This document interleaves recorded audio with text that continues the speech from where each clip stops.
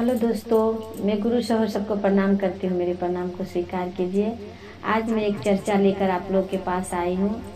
ये चर्चा मैं आप लोगों को सुनाने जा रही हूँ। आशा करती हूँ ये चर्चा आप लोगों को अच्छा लगे। अगर अच्छा लगे तो आप लोग हमें बताइएगा ज़रूर। तो चलिए चर्चा की ओर चलते हैं।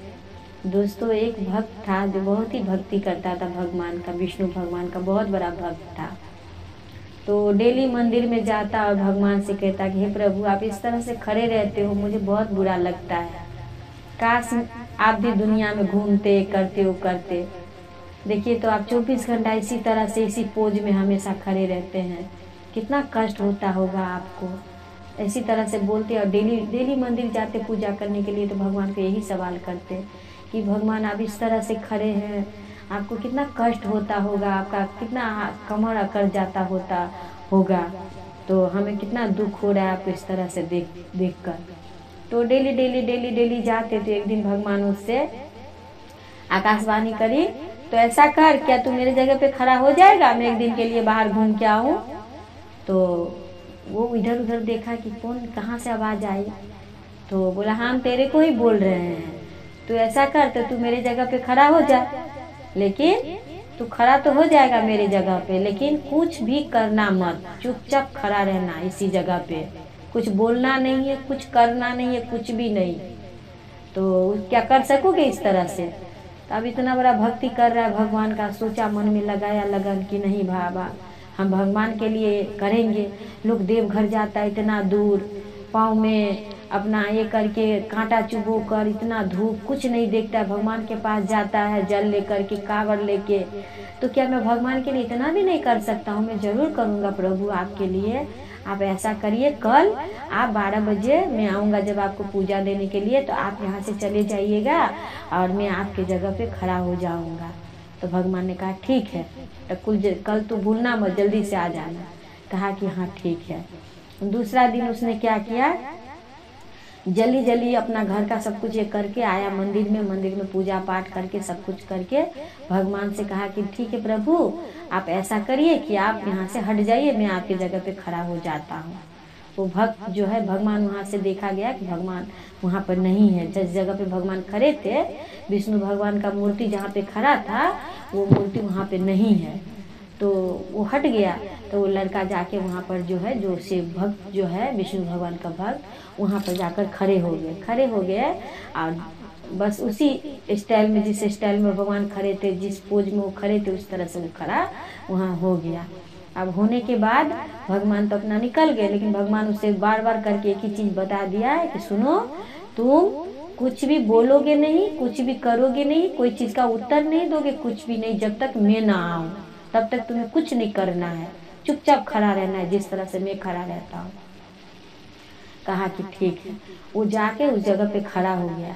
खड़ा हो जाने के बाद देखा कि एक साहूकार आया है मंदिर में भगवान को दर्शन करने के लिए। तो भगवान को जैसे ही ऐसे मुंडी नीचा करके इसे दर्शन करने के लिए गए कि उनका बटुआ जो है सो नीचे गिर गया बटुआ।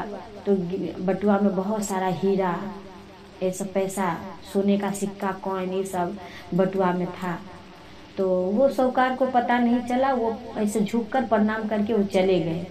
जब चले गए तो एक निर्धन व्यक्ति वहाँ पे आता है, किसान निर्धन, जिनकी बेटी की विवाह करने के योग हो गई थी, पर उनके पास कोई पैसा आमदनी नहीं थी। तो भगवान से आए थे प्रार्थना करने के लिए कि हे प्रभु, मेरे पास इतना धन राशि नहीं है कि मैं अपनी बेटी का हाथ पीला कर सकूं, उनका कन्यादान कर सकूं, मेरे पास कुछ भी नहीं है।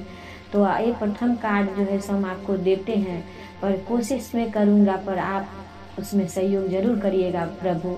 ऐसा बोल करके जो है सो उन्होंने कार्ड वहाँ पे दिया। दे करके जैसे इसे प्रणाम करने के लिए गए तो उसे वो पोटली दिखाई दी, बटुआ जिसमें कि हीरा, सोने का कॉइन, ये सब रखा हुआ था।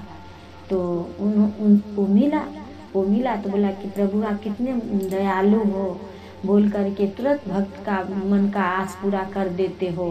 और वो जो है भक्त जो है, भगवान का जो सेवक है, वो देख रहे हैं खड़े खड़े, वो तो कुछ बोल भी नहीं सकता है कि देखो भाई ये बटुआ तो गिर गया है उनका, साहूकार का, और ये ले लिया है। और इंसान है तो उनके मन में तो दोनों लोभ लालच तो भरा हुआ है। क्योंकि उतना वो फ्रेश नहीं है। तो उनका मन में आ गया अरे साहूकार का गिर गया वो बटुआ और ये एक इंसान ले लिया। पर भगवान समझ रहे हैं ना कि किनको मतलब क्या चीज़ का आवश्यकता है, उन्हें तो वो पता नहीं, वो तो इंसान है।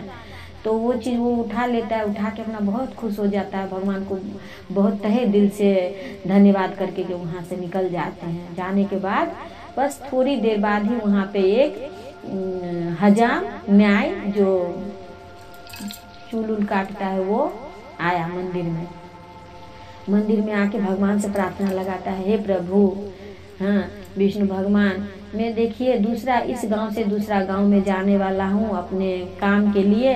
तो आप ऐसा करिए, मैं जिस नाव में बैठकर जाऊंगा वहाँ उस नदी में बहुत तूफान आती रहती है बारी बारी, तो मैं जाऊंगा तो आप ऐसा करिएगा कि कोई तूफान ना आए या मेरी मृत्यु न हो, मुझे कुछ न हो, ताकि मेरा बाल बच्चा को कोई देखने वाला नहीं है। मैं ही कमाता हूँ तो उन लोग का संसार चलता है, तो मुझे देखिएगा, पर मुझे दूसरा गांव में जाना ही होगा काम के लिए।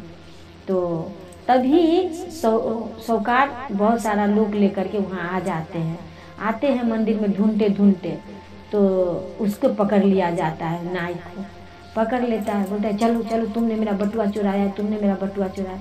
वो कहता है नहीं नहीं, हम कोई बटुआ नहीं चुराए, हम तो अभी अभी आए हैं मंदिर में।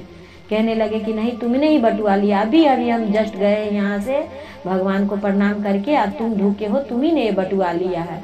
अब वो सेवक जो है तो देख रहा है सब कुछ, भगवान उसका मुंह बंद कर दिया है कि तुम कुछ बोलोगे नहीं, तुम्हें कुछ बोलना नहीं है, बस देखते रहना है कि क्या हो रहा है। पर उसका मन में तो आ रहा है कि कब बोलूँ कि ये बटुआ उन्होंने नहीं लिया, उनका ऐसे, उनका मन में बहुत कुछ आ रहा है, पर भगवान की वजह से वो कुछ बोल नहीं पा रहे हैं। तो पकड़ के जो है सो उसको ले गया हजाम को, यहाँ से ले जा कर के जो है कलागार में डाल दिए। तो जैसे ही उसे पकड़ कर ले जा कर के कलागार में डालते हैं कि तब तक वहाँ पर जो है सो वो भगवान उपस्थित हो जाते हैं।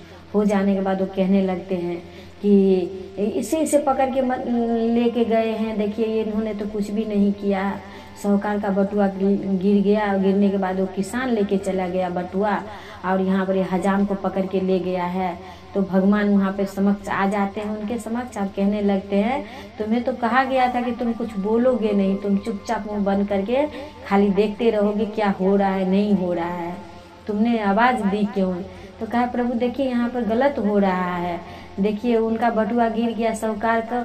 तो भगवान ने कहा कि देखो यहाँ पे जो भी हुआ है अच्छे के लिए हुआ है, यहाँ पे तुम्हें दिख रहा है कि यहाँ पे गलत है, पर जो भी हुआ है यहाँ पे अच्छा हुआ है।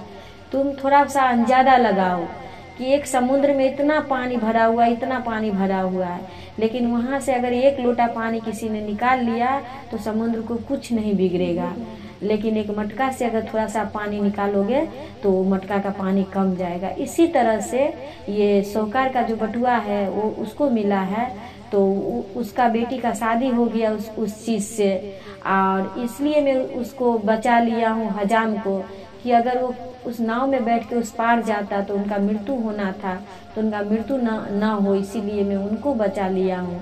इसी ऐसा करके तो भगवान जो भी करते हैं वो अच्छा के लिए करते हैं, तो उनका अच्छाई में भी कुछ बुराई छिपा होता है और कुछ बुराई में भी अच्छाई छिपा होता है, लेकिन हम लोग वो नहीं देखते हैं जो उनको दिखता है। हम लोग तो यही देखते हैं जो हमारे आँख से दिखता है, जो हमारे कान से सुनता है, पर भगवान को उससे कहीं दूर तक दिखता है दोस्तों।